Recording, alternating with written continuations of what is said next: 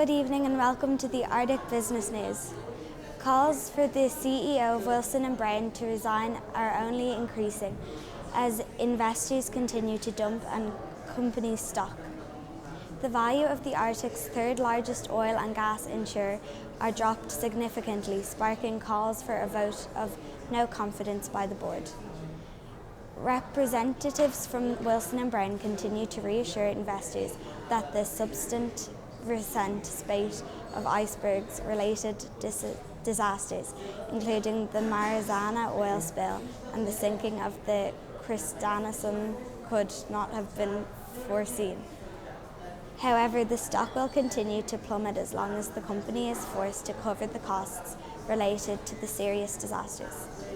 In other news, King Red, one of the Alaska's largest fishing companies, is to be bought by the Canadian firm Northwestern. Both companies have agreed to a deal that sees Northwestern purchasing the debit and vessels of King Red at a price significantly less than the market value. King Red was badly hit by the so-called crab conflict that affected an industry last year. Confrontations between American and Canadian fishing fleets in Beaufort Sea caused the price of king crab to drop by 67% as consumers sought the voice. Their displeasure was military involvement in the disputes. It is hoped that the merger of King Red and Northwestern will go some way towards rebuilding the damaged relationship between the fishing industries of these two Arctic bordering nations.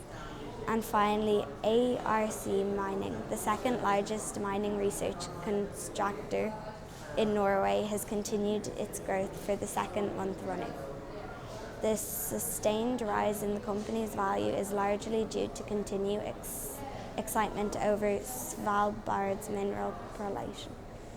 Results of an independent toxicology report on the 27 beluga whales that were found dead on the southwest of Svalbard last month there will be released in the coming days. If the tests show that the beluga deaths were due to lithium toxicity, it would seem to confirm the presence of vast deposits of lithium of the Svalbard coasts.